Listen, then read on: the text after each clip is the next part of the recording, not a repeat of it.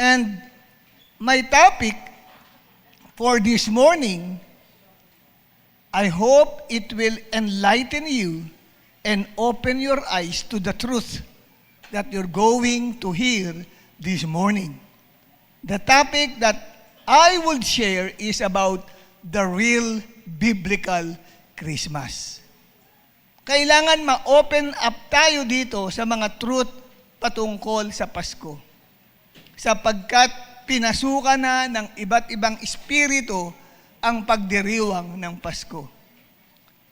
Maraming Christians, because of lack of discernment, hindi nila mapag-alaman na akala nila nagdiriwang pa sila ng Pasko. Hindi na pala nila ipinagdiriwang ang Pasko. Because they are deceived by the enemy na hindi natin nakikita. And today, God is going to uncover all these wiles of the devil. Lahat ng mga pamamaraan at gawa ng dyablo ay atin pong itong iladadlad. At ipapahayag sa inyo ang katotohanan hinggil sa Pasko. Alam niyo po mga minamahal, maraming mga bansa ang hindi nagdiriwang ng Pasko. Ilang mga bansa sa mundo, kung ako nagkakamali, nasa more than 170 nations around the world. And out of these more than 170 nations, may 5 bansa na hindi nila ipinagdiriwang ang Pasko o tinatawag nating Christmas Day. Sa kanila ay hindi holiday. It's an ordinary day. Anong mga bansa ito na hindi sila nagdiriwang ng Kapaskuhan? Una, alam natin ang Saudi Arabia. Hindi po sila nagdiriwang ng Kapaskuhan ng December 25 kasi para sa kanila, it's only an ordinary day. Bakit? Obvious naman, Muslim country yan. Hindi sila naniniwala kay Kristo bilang Diyos at bilang Mesaya.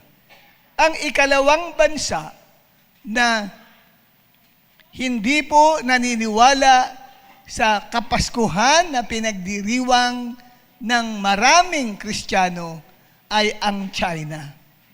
Sa China, I find out, 52% pala ng mga taong naninirahan, billions po yan. Bagamat the largest population in the world is India at second lang ang China. Pero bilyon ang tao sa kanila. Pero 52, talagang more than half of the population in China hindi naniniwala sa Diyos at sa relihiyon. Kaya wala din silang pagdiriwang ng araw ng Pasko. At 18% lamang ang Buddhist out of billions of people in China. And the third country who does not celebrate Christmas is Algeria.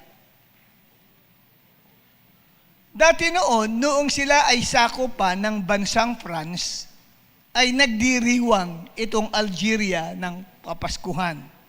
Pero noong 1962, nang makamit nila ang independence from France, ay since then, ay hindi na po sila nagdiwang ng Pasko. Yan po sa Algeria. Sa parte niyan ng North Africa. Okay? At ang sumunod po, mga kapatid, ika-4 na bansa ay ang Bhutan. Hindi rin nagdiriwang ito ng Pasko dahil mga Muslims ang mamamayan. Kaya walang declaration ng holiday. At ang ika-5 is Morocco. Hindi nagdiriwang ng Pasko dahil ang buong bansa ay Muslims. But how about the other Muslim nations? Pinapayagan po nila ang pagdiriwang ng Pasko. Except dito sa mga ilang piling binanggit ko na mga Muslim nations na bansa. Talagang strictly walang public celebration ng Christmas.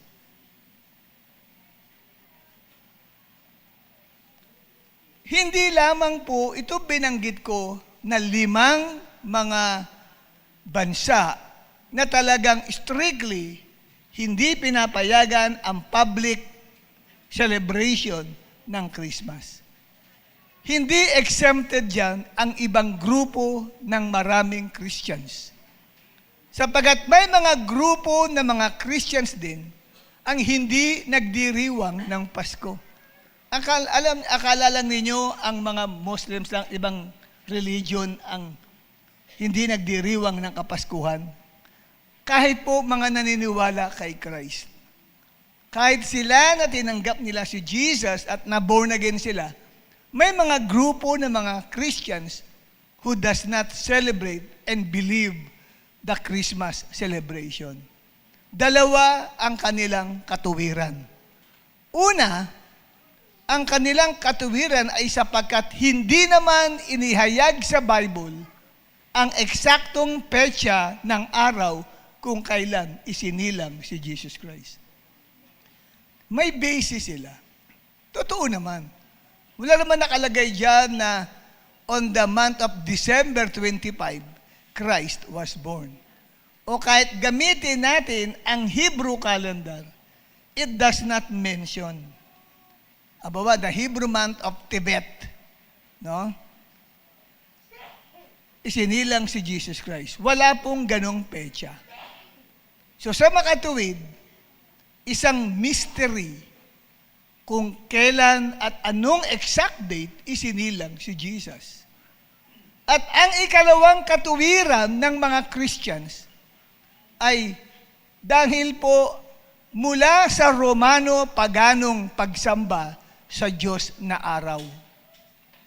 Sapagkat nang hindi pa po ini-embrace ng mga Romano ang Christianity sa pangunguna ni Emperor Constantine, ang mga Romano po ay sumasamba sa Diyos na tinatawag nilang araw, yung sun. Kaya tawag nila ay sun god. May pangalan yan, si Mitra ang pangalan. At yung kaarawan ni Mitra o ni Sun God ay sa December 25 nila pinagdiriwang. Kaya ang Roman Empire nung panahong yun, hinihikayat nila lahat ng mga bansang nasasakop nila ay ipagdiwang ang kaarawan ni Mitra o Diyos na araw ang December 25. Kaya maraming grupo ng mga Christians ang hindi po sumasamba dito. Ngayon, ang Pasko ba ay dapat nating ipagdiwang? Ang sagot ko dyan, yes. Pwede nating ipagdiwang ang Pasko. Hindi lamang tuwing sasapit ang December 25. Ang Pasko ay pwede nating ipagdiwang araw-araw. Kaya humanda kayo mga ninang at ninong dahil araw-araw kayong mamimigay ng aginaldo. Okay? Ito po ang paliwanag ko. Bagamat wala tayong mababasa sa Bible ng tiyak na petsa ng kapanganakan ng ating Panginoong Hesus. Pero ang mahalaga ay nakatala sa Biblia na si Kristo ay isinilang. Ang delikado, nagdiriwang tayo ng kapanganakan, wala namang nakarecord sa Bible na isinilang nga si Jesus Christ. Di ba? Nasa Bible, bigyan nilang lumitaw. Hindi siya pinaglihi ng isang babae. Di ba? Bigyan nilang lumitaw na lang siya. Ayun. Pwede maging question yan. At ang ikalawa, ang pinaka-importante kung sino ang ating ipinagdiriwang, hindi ang tumpak na petsa. Natuwa niyo po ako. Hindi man isinilang eksakto si Jesus sa December 25, pero naniniwala tayo na mayroong totoong Jesus. Sapagkat marami sa atin minsan, ina-adjust natin ang ating birthday celebration. Hindi po ba? May iba dapat magbe-birthday siya ng December 23. Ginawa namin December 22 ang selebrasyon ng isang kapatid natin sa Bible study ginawakan ko. Hindi man yun yung araw na yun, pero na ipagdiwang yung kaarawan ng kapatid. Ganito rin, kapatid, hindi man natin nakuha ang eksaktong date ng December 25 na tunay na kapanganakan ni Jesus Christ. Pero ang importante ay yung ating ipinagdiriwang. Sino ba? Hindi naman tayo nagwo-worship ng date na December 25. Bino-worship pa natin ang December 25? Hindi. Sino? Si Jesus.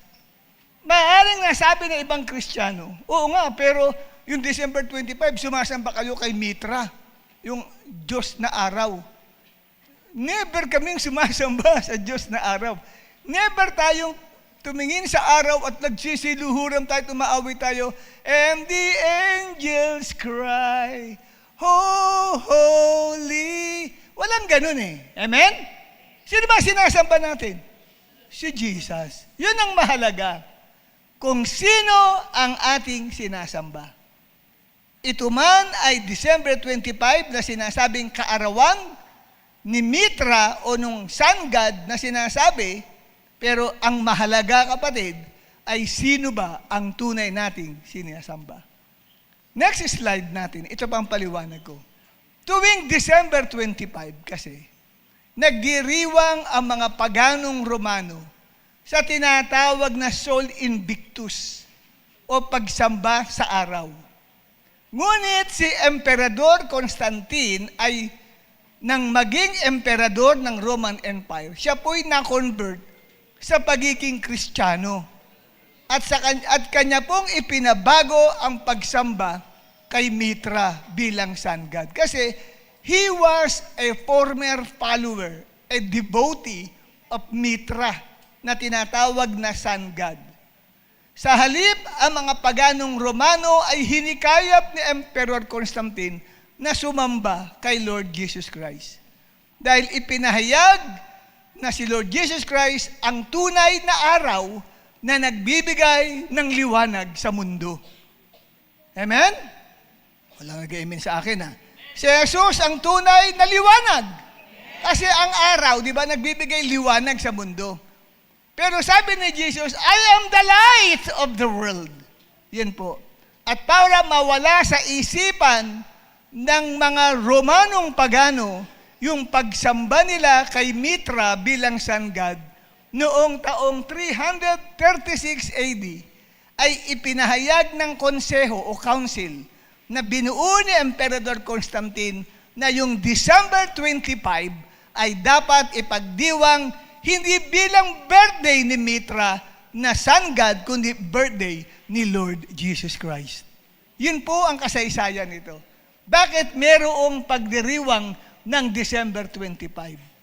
Pinalitan ni Emperor Constantine na birthday ni Mitra, birthday ng Diyos nila na araw, ginawa nilang birthday ni Jesus para alisin sa isip at puso ng mga paganong Romano ang pagsamba sa araw. Sa halip, sumamba sila sa tunay na araw na liwanag ng buhay natin, walang iba kundi si Jesus Christ. Naunawaan niyo, kapatid? Yan. Yan po yun. Kaya hindi natin masisisi yung katabi mo kung bakit hindi nagse-celebrate ang Pasko. Hindi natin sila masisisi dahil para sa kanila, napakahalaga ng petsa. Sa atin, hindi mahalaga ang petsa. Ang mahalaga yung sinasamba natin. Si Jesus Christ. Amen, mga kapatid?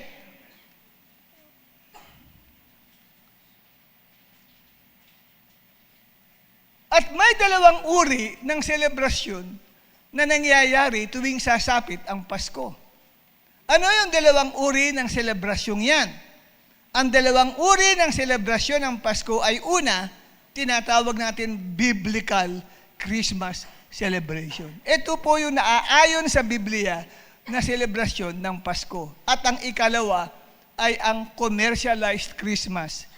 Dito pumasok ang espiritu ni Satanas para sa gayon ay mawala yung tunay na diwa ng Pasko. Saan? Sa tinatawag nating commercialized Christmas. Pero doon pa rin tayo sa biblical Christmas na napaka-importante sa lahat. Ano ba ang biblical Christmas? Ito yung tunay. Pasko ay isang uri ng pagbibigay ng parangal sa pagkakatawan tao ng Diyos. Christmas is to honor the incarnation of God. Okay? Ang sabi ng aklat ng Mateo, Kabanata 1, 21 hanggang talatang 23, magsisilang siya ng isang batang lalaki. At Jesus ang ipapangalan mo sa sanggol, sapagkat ililigtas niya ang kanyang bayan sa kanilang mga kasalanan. Nangyari nga ang lahat ng ito upang matupad ang sinabi ng Panginoon sa pamamagitan ng propeta. Maglilihi ang isang birhen at magsisilang ng isang sanggol na lalaki at tatawagin itong Emmanuel.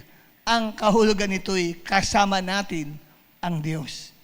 So, dapat wag nating kalilimutan, ang tunay na pakahulugan ng Pasko ay ang pagkilala sa pagkakatawang tao ng Diyos.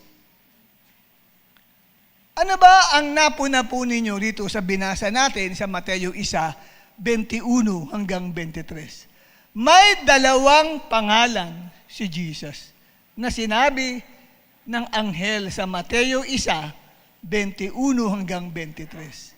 Una ay ang pangalang Jesus. Ang nagbigay ng pangalan niyan ay si Angel Gabriel. Sinabihan niya si Joseph through a dream na magsisilang ang kanyang katipad ng isang batang lalaki at Jesus ang ipapangalan niya sa sanggol sapagkat ililigtas niya ang kanyang bayan sa kanilang mga kasalanan. Ang pangalang Jesus ang earthly name bilang tao ng ating Panginoong Jesus.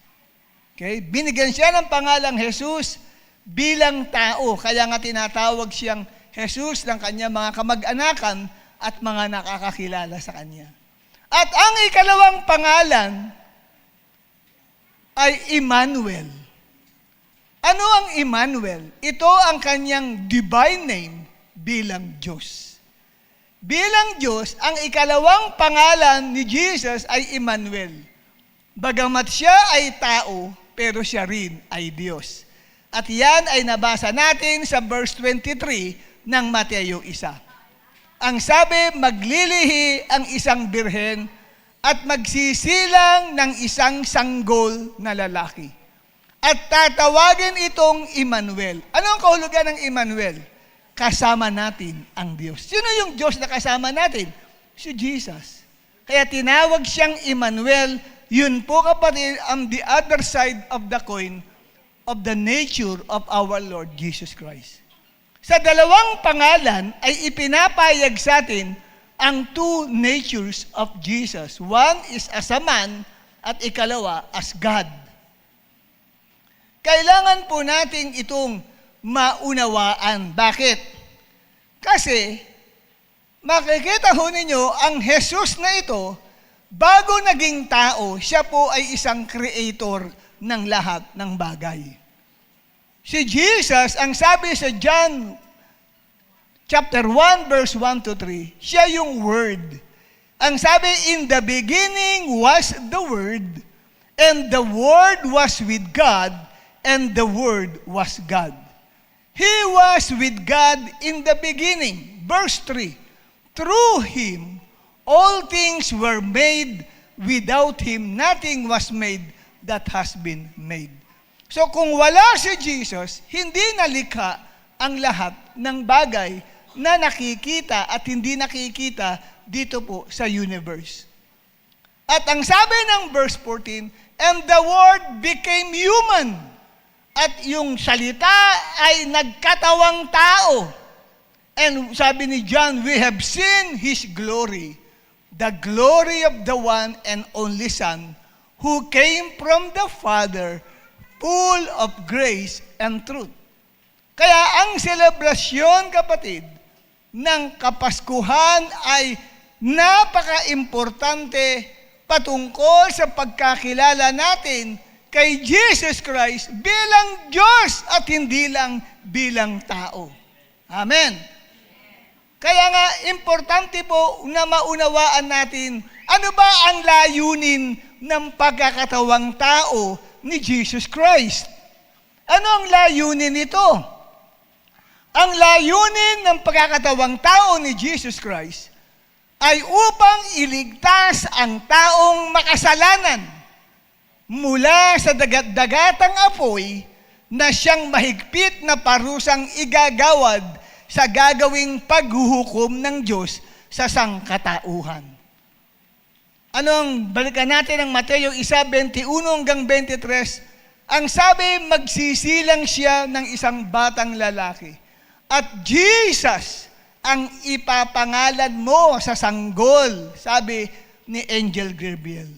Doon pa lang sa pangalan ay nakakabit na ang misyon ng ating Panginoong Hesukristo. Sapagkat, sabi, ililigtas niya ang kanyang bayan sa kanilang mga kasalanan. So, sa makatuwid, kung walang Pasko, walang pag-asa ang lahat ng tao para maligtas. Kung walang Pasko, bakit? Ang Pasko ay tumutukoy sa pagkakatawang tao ng Diyos. At dapat nating ipagdiwang yan araw-araw. Bakit? Dapat yung paniniwalang yan, taglay natin sa ating buhay na si Jesucristo, Diyos pero nagkatawang tao para iligtas ang sangkatauhan. Amen po ba? Kaya ang selebrasyon ng Pasko, hindi December 25 lang. Araw-araw nating dapat ginugunita na ang Diyos ay nagkatawang tao para iligtas tayo. Amen? Kaya kung walang Pasko, walang pag-asa at walang kaligtasan ang lahat ng tao. Kung walang Pasko, lahat ng tao pupunta sa impyerno, sa dagat-dagatang apoy. Kung walang Pasko, parurusahan lahat ng tao sa dagat-dagatang apoy na siyang ikalawang kamatayan, the final judgment sa araw na yun ng paghuhukom. But thanks be to God, may Pasko sapagkat ang Diyos nag-anyong tao.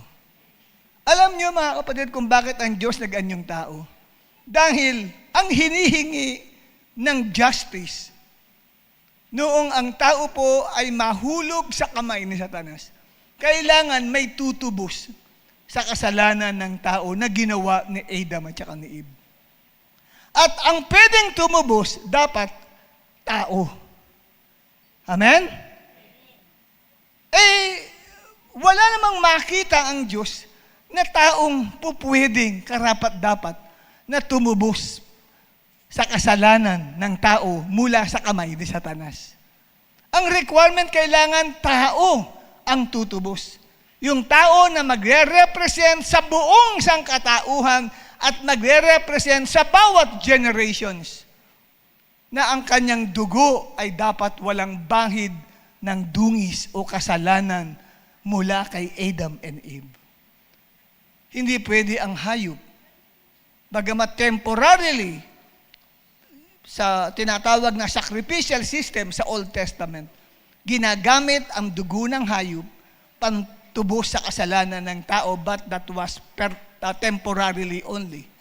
It did not really cleanse the sin from the lives of everyone. At dito, kapatid, dahil walang nakita ang Diyos na sino man nakarapat-dapat, kinakailangan niyang magkatawang tao. And that is, kapatid, the right of God. Kasi with God, nothing is impossible. Kaya ang Diyos nanaog sa lupa. At siya, kapatid, ay isinilang ng isang ordinaryong babae. A simple village girl named Mary. Upang mailuwal ang isang sanggol. Sapagkat yun ang kailangan. Na kailangang mamatay para sa kasalanan ng lahat ng tao at ng susunod na generation. Dapat ang requirement ay walang kapintasan, perfect ang kanyang blood. That's why, ang ginawa ng Diyos, nililima ng banal na Espiritu si Mary. At ang sabi, si Mary ay naglihi. Pinreserve ng Diyos, yun pong sperm na yun ng Diyos sa sinapupunan ni Mary para hindi mahaluan ng anumang DNA mula kay Adam at mula kay Eve.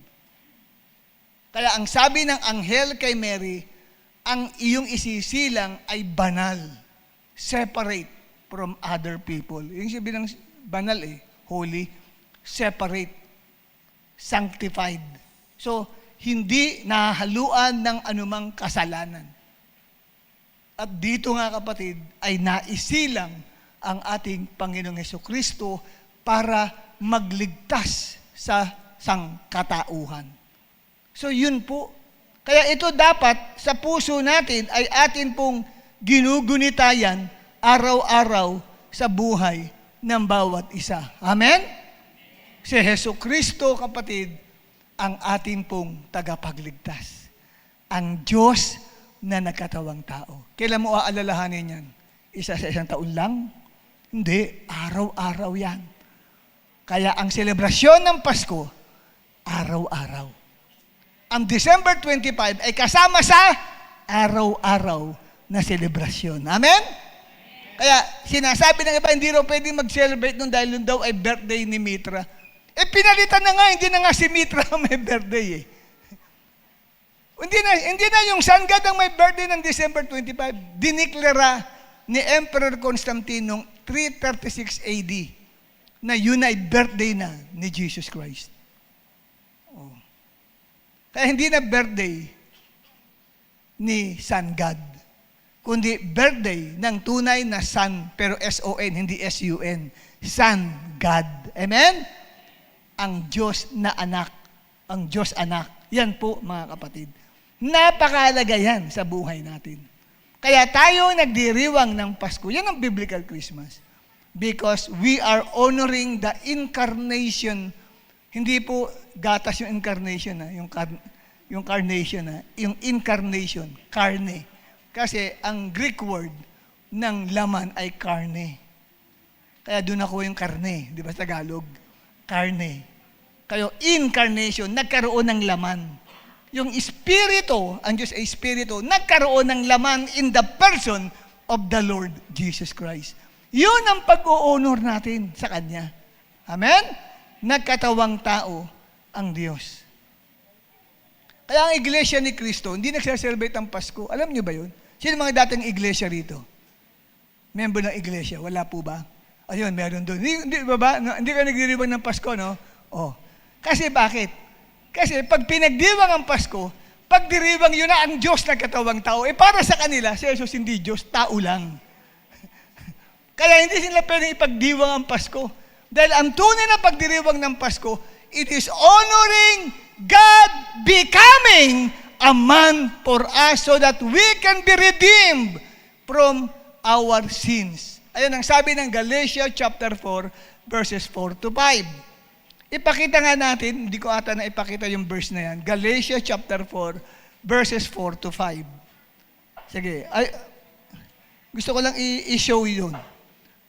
Sabi, dumating yung dispensation of the fullness of times na kung saan ay God sent His Son, born of, verse 4 muna, born of a woman under the law.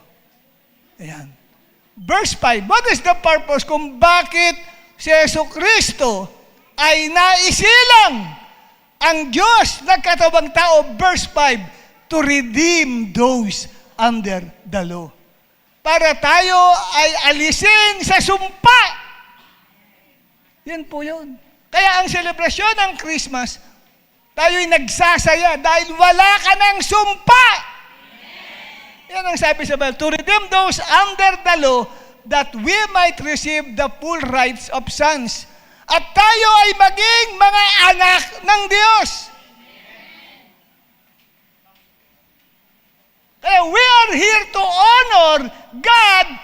becoming a man. Andyan po ba kayo? Upang tayo ay palayain sa sumpa ng kautusan at maging mga anak ng Diyos. Kaya kung walang Pasko, walang mga anak ng Diyos. Lahat tayo anak ni Satanas. Tingnan mo ang katabi mo. Sabi mo sa kanya, kapatid, kung walang Pasko, hanggang ngayon, anak ka pa rin ni Taning. Salamat sa Diyos, may Pasko dahil tayo ay naging mga anak ng Diyos. Yan ang selebrasyon ng Pasko. Hindi kung ano-ano ang atin pong natututunan. At ang ikalawa na biblical Christmas, it is a celebration of worship centered on Jesus. Yan po ang tunay na biblical Christmas celebration. Isang pagsamba na nakasentro kay Jesus. Alam niyo po kapatid, tuwing mababanggit ang patungkol sa kapanganakan ni Jesus, laging kadikit ang pagsamba sa Kanya. Sa aklat ng Mateo 2, 1-2. Basahin nga po natin ito. Ready, 1, 2, 3. Pagkatapos na maipanganak si Jesus sa Bethlehem ng Huda, sa panahon ng paghahari ni Herodes, may dumating sa Jerusalem mula sa silangan na mga lalaking pantas sa pag-aaral ng mga bituin. Sinabi nila, saan naroon ang ipinanganak na hari ng mga Hudyo? Ito ay sapagkat nakita namin ang kanyang bituin sa silangan at naparito kami upang sambahin siya. Yan po yung unang Pasko. Yan ang biblical Christmas. Amen? Ang sabi, may mga dumalaw, hindi po 3 hari. Kaya po yung awiti sa Tagalog, may 3 haring nagsidalaw at magmula ngayon ay di ba?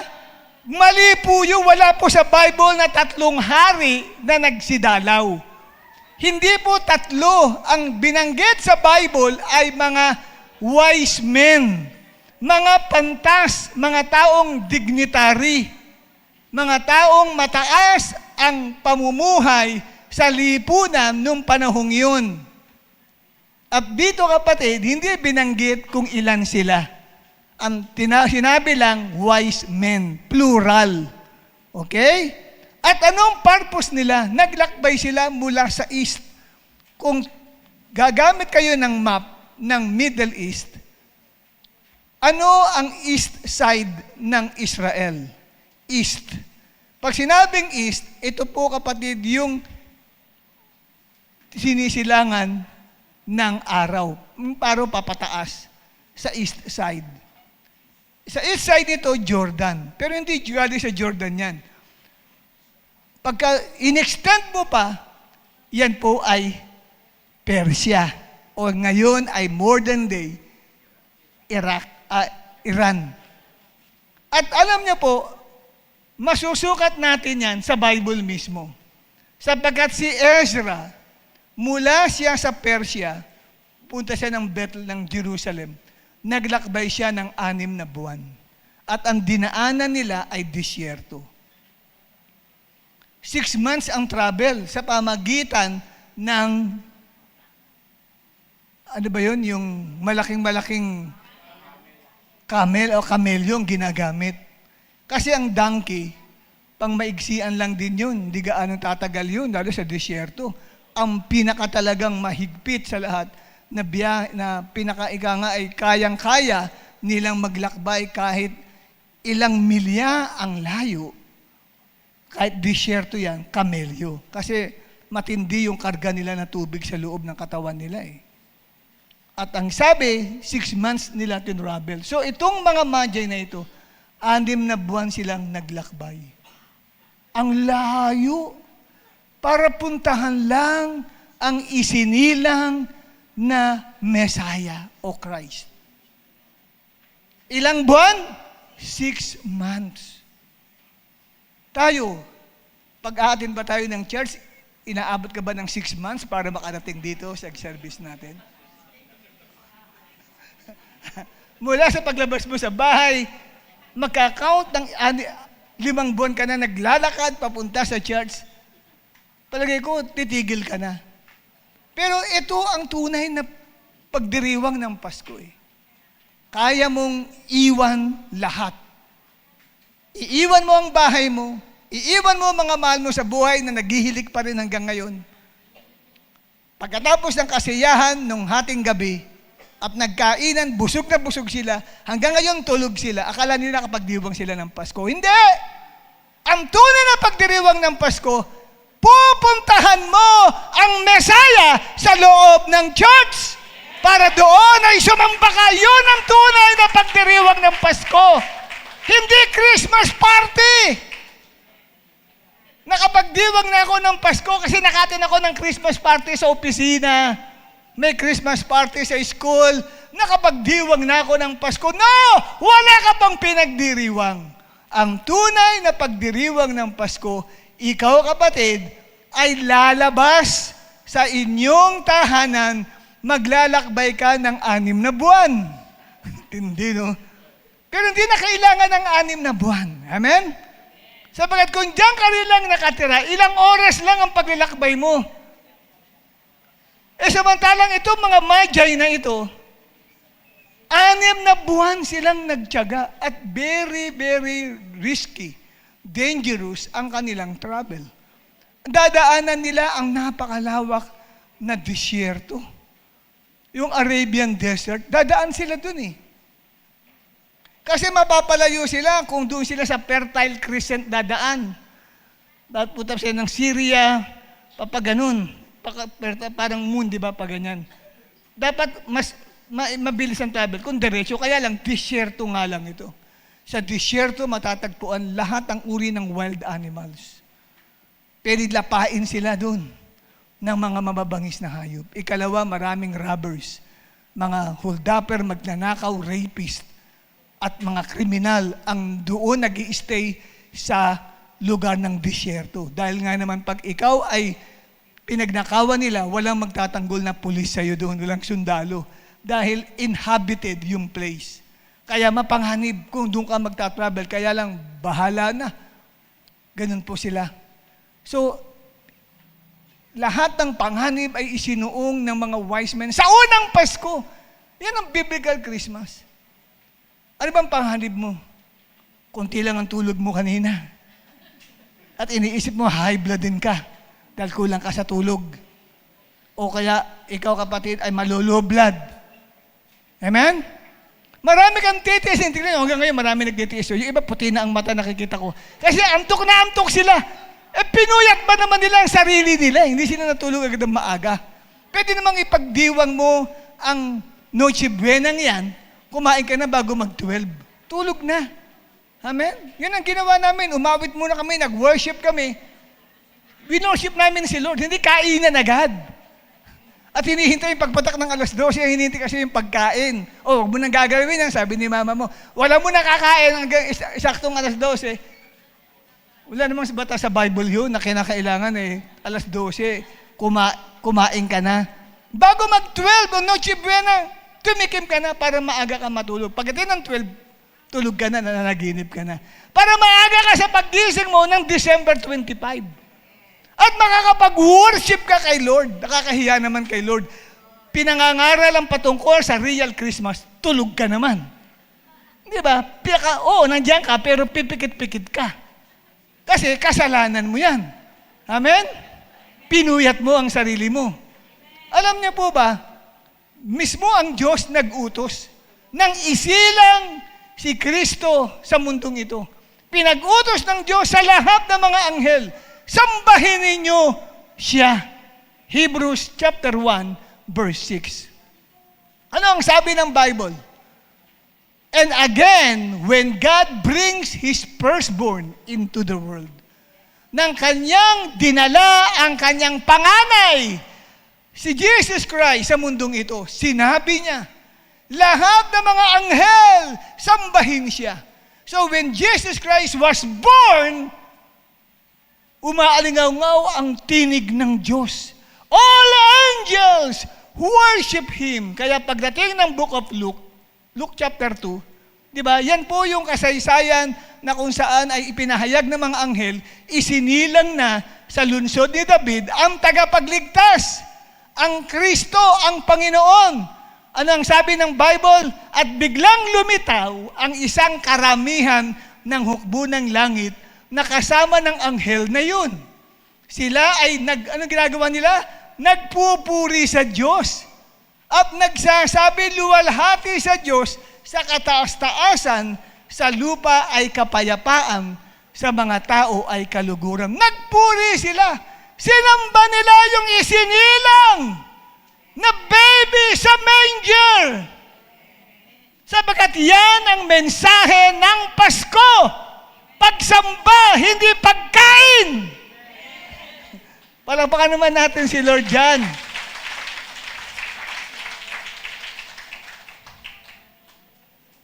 You know, next slide, paliliwanag ko pa ito.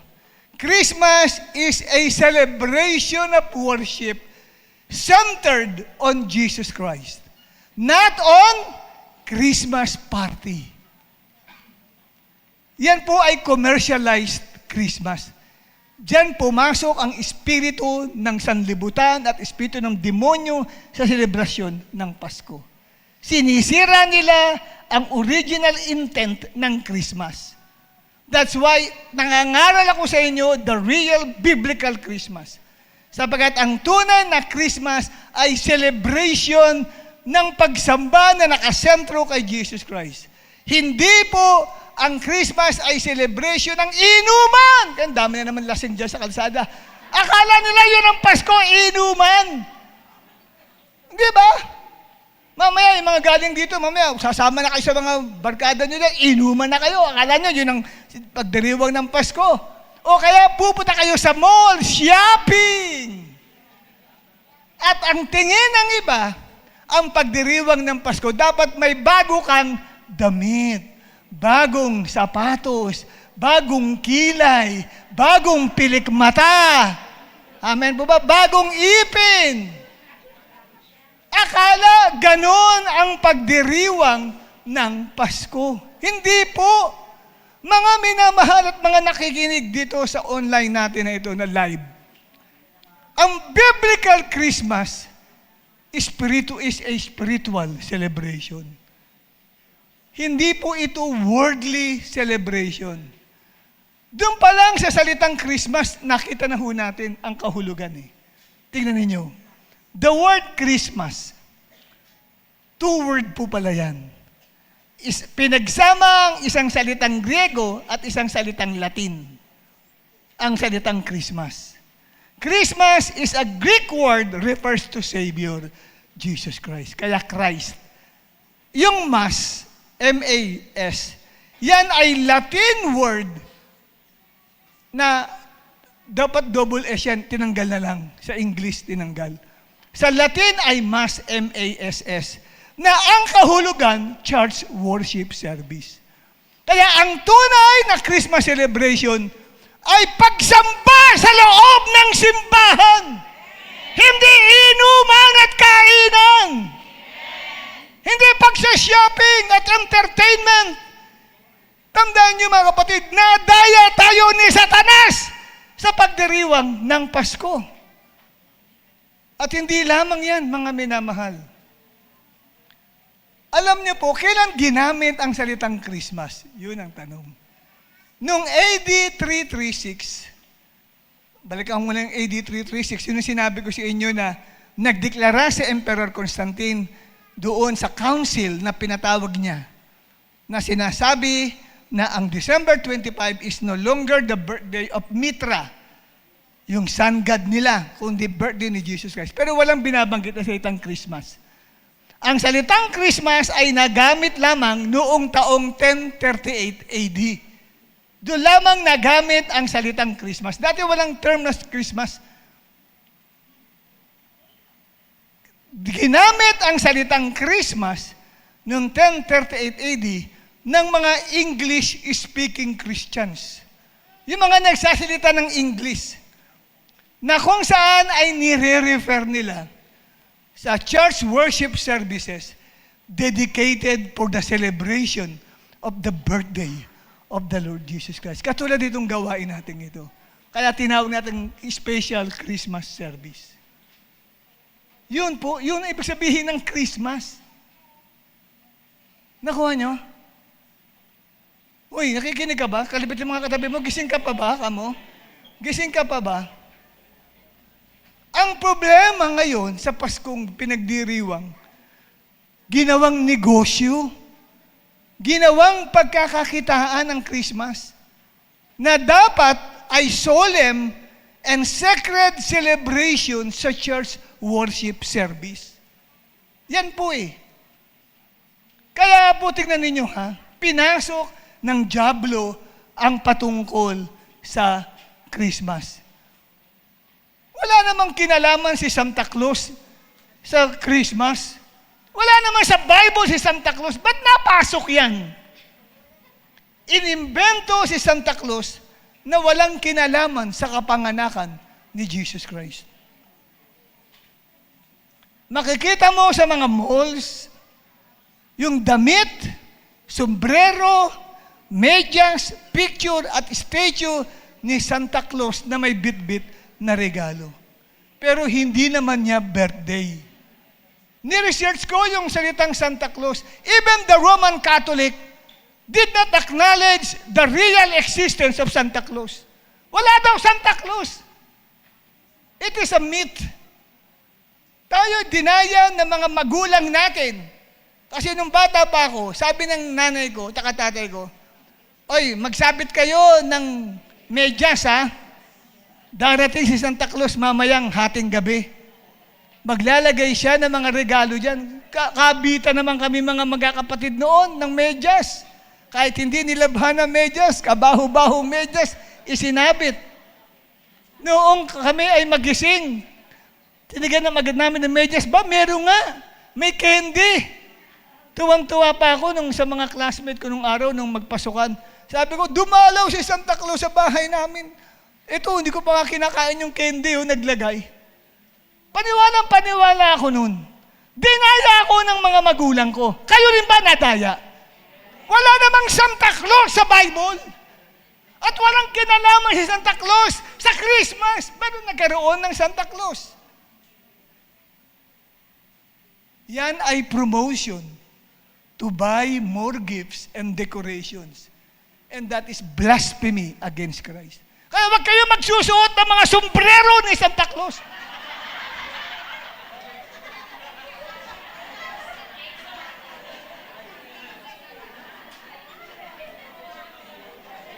May discernment dapat tayo.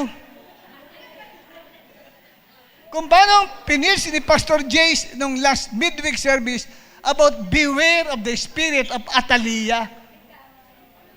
Tayo rin dapat beware tayo sa mga nangyayari. Dapat tayo ay mapanuri. Totoo ba yan? Ang Santa Claus na yan. Di ba? May mga naka-uniforme pa ng Santa Claus eh. May nakita ko nangangaroling, naka-Santa Claus uniforme, mga babae. Tapos nagsasayaw pa sila. Tapos tignan niyo po, isa pa sa pandaraya ng kaaway. Sinama pa sa awitin ng carol song yung and Santa Claus is coming. Santa Claus is coming to town. Dapat Jesus Christ is coming to town. Di ba? He knows, di ba sabi, parang omniscient si Santa Claus. Diba? He knows when you're sleeping.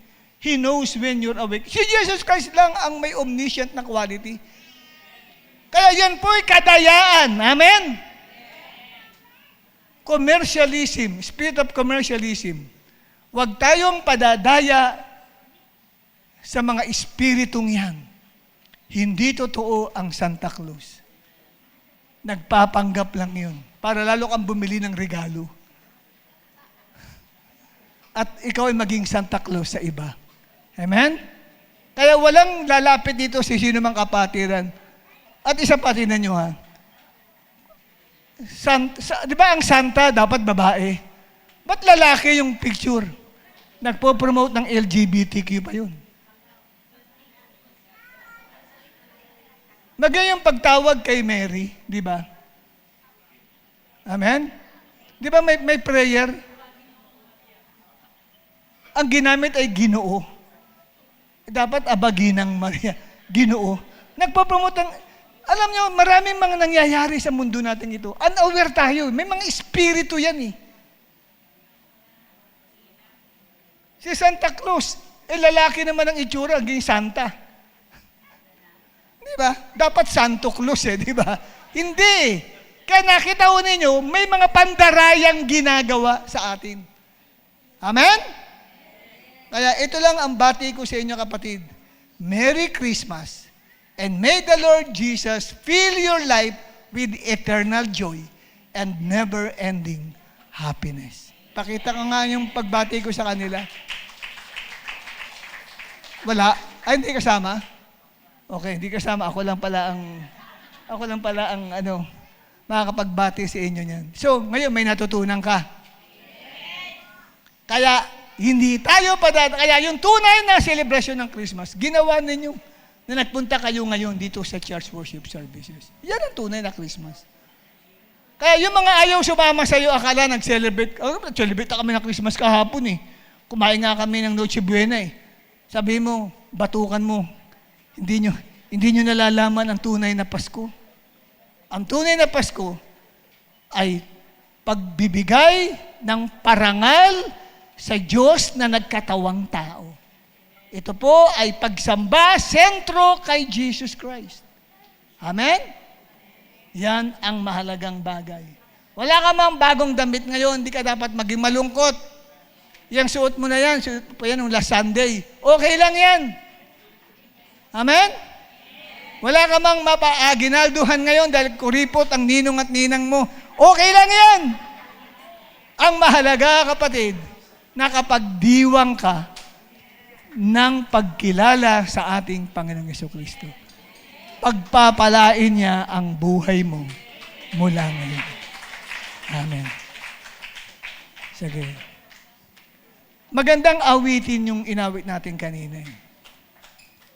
Yung Holy Forever. Tingnan niyo, binanggit ang salitang Emmanuel.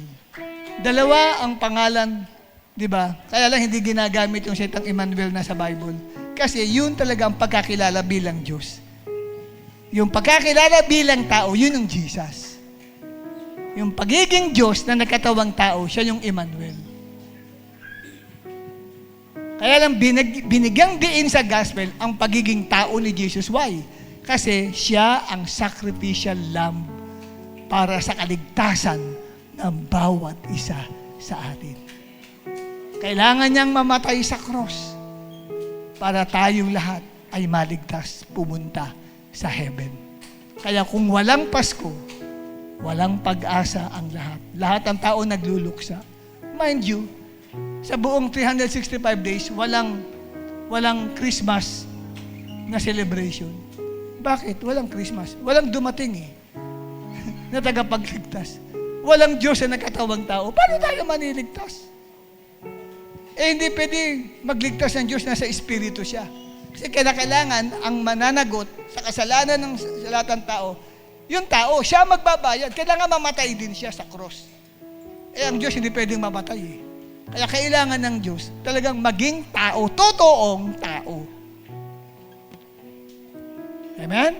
Handa ka na bang sambahin ang Diyos na nag-anyong tao? Tumayo tayong lahat. Sambahin natin si Emmanuel.